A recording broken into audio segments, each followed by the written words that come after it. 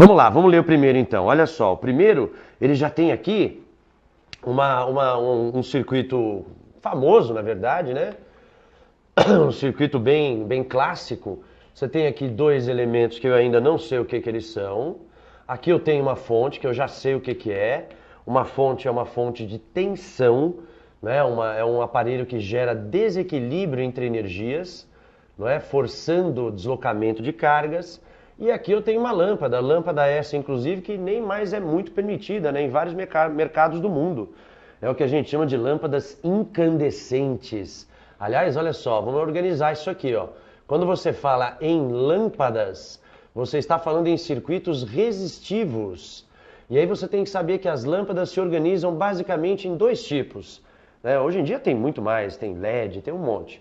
Mas a gente pode dizer que as lâmpadas elas se organizam em lâmpadas incandescentes, que estejam talvez entre as piores invenções de toda a história da humanidade. Você vai falar, não, Thomas Edison é importante, iluminou as casas do mundo. Iluminou mesmo, claro, sem dúvida, tem o seu valor, Thomas Edison, defendedor da corrente contínua, que foi massacrada pelas ideias de Nikola Tesla. Mas o importante é que essas lâmpadas não são lâmpadas. Não são lâmpadas, they are not lamps. 10% da energia total é produzida na forma de luz, ou seja, quase 40% de calor. O que eu quero dizer? Lâmpadas incandescentes são aquecedores que iluminam, não iluminadores que aquecem. São aquecedores que iluminam. Então as lâmpadas incandescentes têm um rendimento óptico muito baixo, é isso que a gente queria dizer, de 10 a 15%, inacreditavelmente. Mas elas tiveram a sua função, efeito de incandescência, efeito de termopar. Além disso, nós temos as lâmpadas luminescentes. As lâmpadas luminescentes, elas se organizam aqui em dois subgrupos. O primeiro subgrupo são as lâmpadas fluorescentes e o segundo subgrupo são as lâmpadas fosforescentes. Agora eu vou perguntar aqui para os meus alunos que chegaram aqui, qual a diferença entre as fluorescentes e luminescentes? Qual a diferença desse tipo de lâmpada aqui, ó? Essa daqui e essa daqui tem uma diferença. E a diferença é com relação à corrente de indução. Quando nós cortamos a corrente que induz esse fenômeno, ele estanca no mesmo instante. Então ele não tem retardo, ele não tem delay, né, de salto quântico. Ele não tem esterese, digamos assim. Você cortou a indução, cortou. Já as fosforescentes, não. Há um retardo, então ela continua iluminando mesmo após o corte da corrente de indução. Vamos voltar para o nosso circuito, eu vou ler para você, olha lá. As lâmpadas incandescentes criadas no século XIX por Thomas Edison e sua equipe, dizem as más línguas que ele nem foi o inventor principal, né? Thomas Edison tem uma biografia bem conturbada. Comportam-se como resistores, pois transformam grande parte da energia elétrica consumida em calor. E apenas uma pequena parte, tivemos aqui, está em obra o estúdio, então uma pequena parte em luminosidade. Considere que o amperímetro, cadê o amperímetro? Será que ele quer dizer que o amperímetro é o instrumento A? Deve ser, vamos ver. O amperímetro ele marca uma corrente de meio ampere, enquanto o voltímetro, que é esse elemento B, estabelece uma leitura de 120 volts entre os terminais da fonte. Eu vou acreditar que é isso mesmo. Então, ó, ele está registrando aqui uma corrente de meio ampere. Agora o primeiro desafio do dia, para todos vocês. Corrente elétrica tem módulo, tem direção, tem sentido, mas não é vetor. Por quê? Qual o módulo daquela corrente? 2 amperes. Qual é a direção preferencial de deslocamento das cargas? Horizontal. Qual é o sentido? Para a direita. Então por que não é vetor? As pessoas acreditam que tudo que tem módulo, direção e sentido são vetores. Por que corrente elétrica não é vetor? Mande aí seus comentários. E corrente elétrica não é vetor. Então nós temos aqui meio ampere. As pessoas acham que o ampere é pouco. O ampere, ela acaba com tudo. Olha só, existe uma diferença entre dor e prazer. Você tem que saber essa diferença. O que eu quero dizer? Para um ser humano que tem Para um ser humano que tem uma resistência aproximada de 1000 ohms, para a gente sentir prazer e até cura, né? A gente chama de analgesia, né? Muscular e etc., a corrente elétrica tem que ser da ordem de microamperes, nanoamperes. Meio ampere, aliás, deixa eu escrever o que é um ampere para você. Um ampere é 1 coulomb por segundo.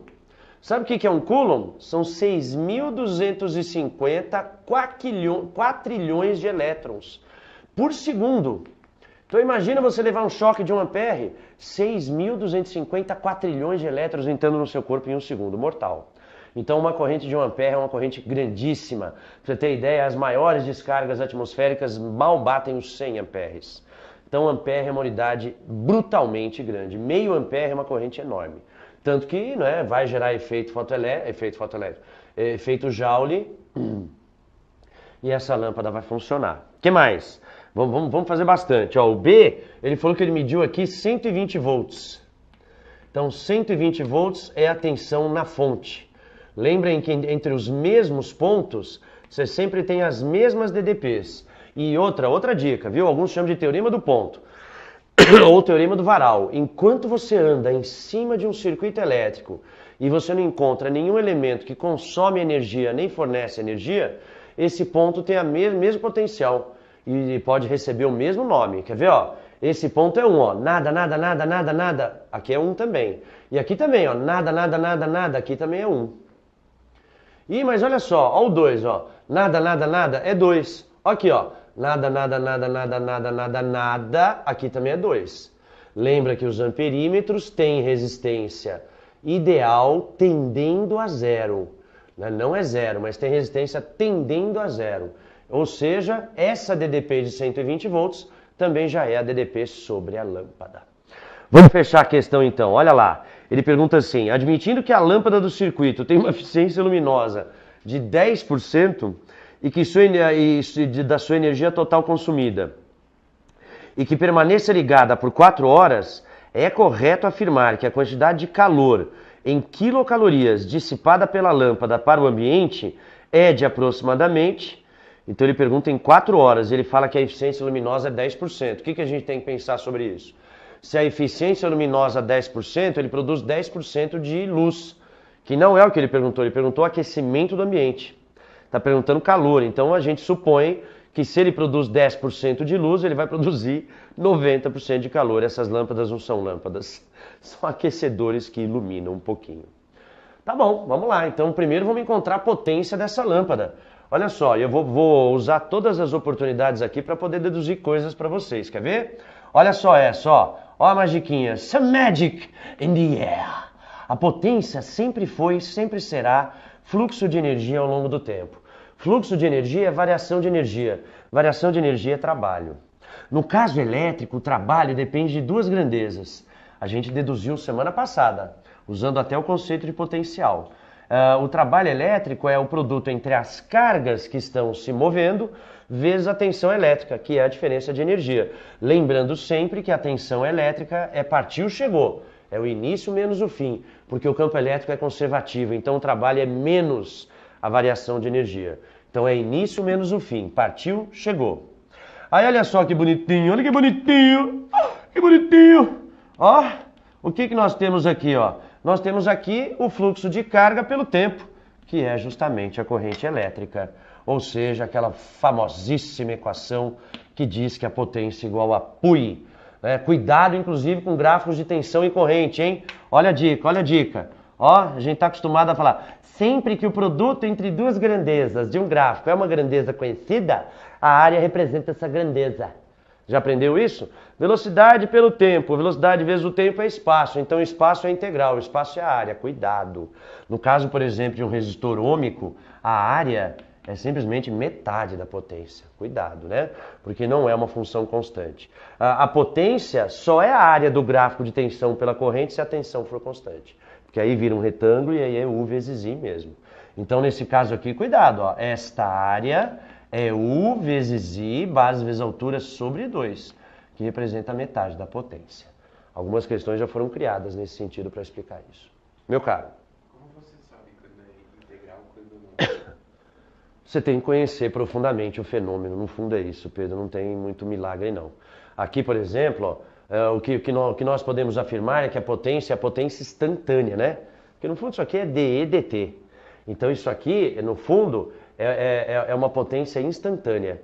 E aí na hora que você faz a integral, você vai descobrir que isso aqui é metade da potência instantânea. Então, para você descobrir a integral, você tem que conhecer as grandezas mesmo. E saber que se aquele gráfico tem conteúdo físico e se a integral dele é razoável e é estável e pode ser calculada. Não tem muito outro jeito, não. Não tem como olhar para um gráfico assim e falar, olha, a integral é tal coisa. Você tem que olhar caso a caso, com detalhe, e ver se a integral tem conceito físico. Eu dei uma bronca semana passada aqui, eu vou repetir. A matemática, ela segue o mundo, não o contrário. Então você sempre tem que ver. Não é porque a potência é U vezes I, que no gráfico de U vezes I, a área vai ser exatamente a potência. Então tem que ser caso a caso. Vamos fazer nossa conta aqui, ó. Olha lá, ó. Qual vai ser a nossa potência? A nossa potência vai ser 120, que é a DDP, vezes meio, que é a corrente elétrica. 60 watts. Então essa aqui é a energia consumida. Mas ele falou que o rendimento é 10%. Então olha só, 6 watts acabam se tornando luz, né? E 90 watts, aliás, 90 watts, 90% de 60 watts, quer dizer, que é 54 watts, acabam se tornando calor. Olha que absurdo. Tá bom, agora eu só não lembro o que ele pediu exatamente. Deixa eu ver. Cadê? Ele pediu exatamente qual é a quantidade em 4 horas em quilocalorias dissipada pela lâmpada. Então é só pegar a potência que se tornou calor e fazer isso igual a calor pelo tempo. Cuidado que aqui tem bagunça de unidades, hein? A potência é 54, o calor é o que eu quero, e aqui ele vai pedir em 4 horas. 4 horas. 4 horas é 4.600 segundos. 4 horas. Conclusão, o calor dissipado vai ser 54, não faz a conta ainda não, vezes 4 vezes 3.600. Mas a unidade aqui sai em quê, hein, gente? Deixa eu ver, aqui que eu usei. Joule, né? Joule por segundo, então aqui sai em joules. Só que ele pediu em quilocalorias. E ele fala que uma caloria é igual a 4 joules. Então, a primeira coisa que eu vou fazer aqui é dividir por 4. E a segunda coisa que eu vou fazer aqui é dividir por 1.000. Porque ele pediu em quilocalorias. Então, eu vou dividir por 4, né? Porque cada 4 joules é uma caloria, e vou dividir por 1.000. Então, aqui você já vai ver que esse 4 aqui some, fica 1.000. Aqui fica 3,6. E a gente vai descobrir 54 vezes 3,6. E aí a gente vai encontrar 194 quilocalorias. Olha isso. Ó, 194 quilocalorias. Uma barrinha de Snickers ou de um chocolate qualquer. Em 4 horas, ou 6 km por hora, 35 minutos na esteira. É o equivalente a essa quantidade de energia. Eu sei porque tá? A gente está em dificuldades aí, em peso. Então a gente tem que ficar esperto. Tá? Eu vou começar a subir a escada sem o elevador. Tá? Não, na verdade eu falei peso inercial, né, que é equivalente à massa. Então, não, mentira. Olha só. Então olha só, gente. Agora deixa eu ver. Tem uma outra do Colégio Naval, mas tem resolução escrita. Opa, já tem aqui uma participação. Será que é sobre o desafio? Vamos ver. Efeito Joule. Fucking nice. Ó, vou fazer o efeito Joule agora. Quem que é? O Alex, né, Nicolas? Alex. Ó aqui, ó. Ó, minha mão é praticamente uma impressora. O que parece isso aqui? Nenhuma reação? O que parece isso? Esse aqui é um pedaço de fio metálico. Não é? O desenho já mostra isso, né? Lembra que na ligação metálica você tem núcleos metálicos, que eles têm papel muito importante no efeito Joule. E aqui, ó, você tem nuvens eletrônicas. Vocês lembram como é que era a ligação metálica? Né? Os elétrons eles têm alguma fixação com seus núcleos, mas não muita. Existe uma faixa livre, que a gente chama de banda livre de energia, ou também banda condutora. Por isso que os metais são bons condutores. O elétron é meu, mas é seu também. Tudo que é meu é seu. Você pode usar. Tudo bem? Tudo que é meu é seu. Se eu uso o meu, eu uso o seu. E aí cria-se, né, essa banda, sem maldade, é claro, cria-se essa banda de energia onde os elétrons ficam livres aqui. Só que o movimento dos elétrons é errático. Quando você pega este pedaço de condutor e liga a uma fonte, aí o que acontece? O que é uma fonte? Uma fonte é uma organizadora, mas ela é meio opressiva. A fonte ela fala assim, elétron, eu vou te fornecer energia. Aí o elétron, nossa, que bom, só que você tem que ir para lá. Aí o elétron, não, eu quero ir para lá. Eu falei, tudo você até pode, porque isso aqui é estatístico. Então a meia dúzia escapa mesmo. Mas você vai ter que ir para lá. E aí a fonte fornecendo energia, devido à diferença de polos, cátodos e ânodos, ela obriga um sentido preferencial da corrente elétrica. Ou seja, quando você liga esse condutor aqui a uma fonte, claro que tem elétrons, aqui é do menos para o mais, né? E os elétrons aqui, eles sempre vão do mais para o menos. Nos geradores, isso é importantíssimo. E por que os elétrons sempre vão do mais para o menos? Porque a corrente vai do menos para o mais, mas não é só por isso. Porque quando os elétrons passam aqui no gerador, eles são energizados. Realiza-se trabalho sobre o elétron, o movimento é forçado. O elétron vai para onde ele não quer. Quando esse fluxo de elétrons atravessa aqui o condutor, que é o metal, o que acontece? Alguns elétrons passam liso. Eles vêm aqui, ó, passam liso os elétrons. Mas isso é uma exceção. Os outros elétrons, o que acaba acontecendo com os outros elétrons? Eles têm uma interação com esse núcleo, eles têm uma interação com esse. Aí eles vêm aqui, ó eles sofrem várias interações. A gente chama de choques. Só que não é um choque que realmente se efetiva. É um choque eletromagnético. É uma interação, uma atração, uma repulsão eletrostática abrupta. Então, quando a gente fala em choque, o elétron é atraído pelo núcleo, mas ele não gruda no núcleo, porque tem outros. Então, ele tira aquela vibração e sai. A gente chama de choques eletromagnéticos, interações eletrostáticas abruptas.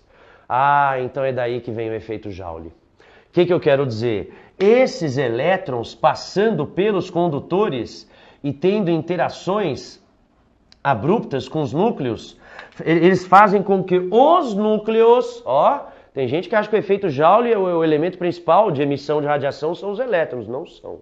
Então quando os elétrons interagem com esses núcleos são grandes perto dos elétrons, eles são graves.